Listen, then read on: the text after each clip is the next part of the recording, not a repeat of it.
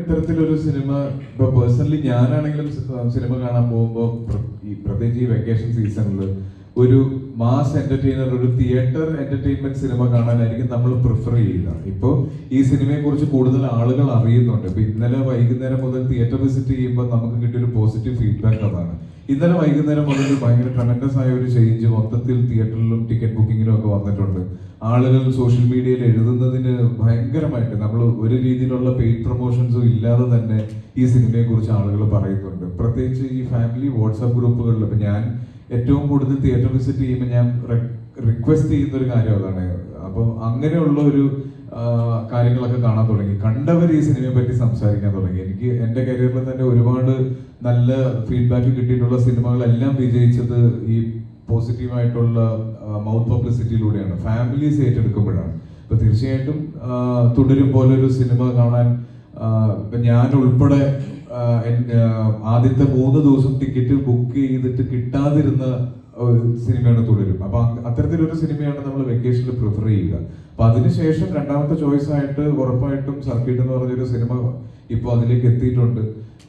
ഈ പറയുന്ന പോലെ ഇന്നും ഒക്കെ ആയപ്പോൾ നമ്മൾ ഇപ്പൊ ഇന്ന് വനിതാ വിനിതയിൽ പോയി ഇവിടെ ഫോറം മോളിൽ പോകുന്നു. അപ്പൊ അവിടെയൊക്കെ നമുക്ക് കാണാൻ കഴിയുന്നത് ഫാമിലിയാണ്. ഫാമിലി വരുമ്പോൾ എല്ലാവരും ഒരുമിച്ച് വരുന്നു. അപ്പൊ എല്ലാവർക്കും ഒരുമിച്ച് കാണാൻ പറ്റുന്ന ഒരു സിനിമയാണ്.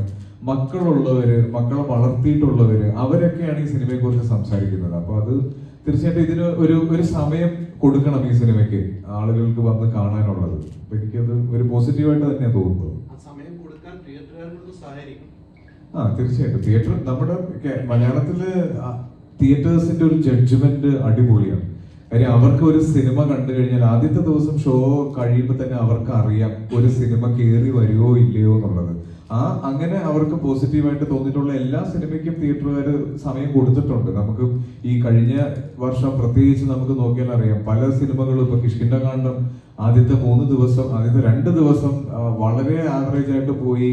ആ സമയത്തൊക്കെ എന്നെ വിളിച്ച തിയേറ്റർ ഓണേഴ്സ് എല്ലാവരും പറഞ്ഞത് അസുഖം നോക്കൂ, ഈ സിനിമ കയറി വരും. ആ ഒരു ഫീഡ്ബാക്ക് തന്നെ എനിക്കിപ്പം ആ ഒരു കോൺഫിഡൻസ് എല്ലാ തിയേറ്റേഴ്സും തരുന്നുണ്ട്. അപ്പൊ ആ ഒരു പ്രതീക്ഷ തീർച്ചയായിട്ടും ഉണ്ട്, ഈ സിനിമ കയറി വരിക തന്നെ ചെയ്യും.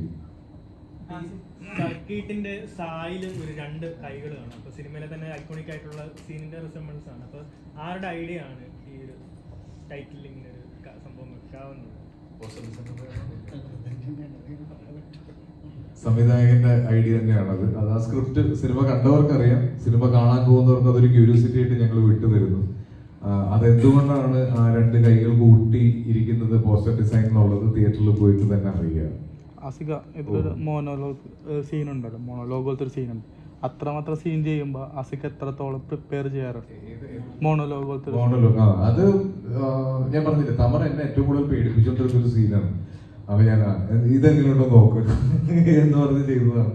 ഐ മീൻ ആ സീൻ ഭയങ്കര, ആ സ്ക്രിപ്റ്റിൽ അങ്ങനെ അത് ഭയങ്കരമായ ഒരു ഇമ്പോർട്ടൻസ് ഉള്ള സീനാണ്. അപ്പൊ അത് തമറും അതിനു വേണ്ടിയിട്ട് ഒരുപാട് സമയം തന്നിട്ടുണ്ട്. ആ സീൻ ഷൂട്ട് ചെയ്ത ദിവസം ഞങ്ങൾ ആ ഒറ്റ സീൻ മാത്രമേ എടുത്തിട്ടുള്ളൂ, വേറെ ഒന്നും ഷൂട്ട് ചെയ്തിട്ടില്ലായിരുന്നു.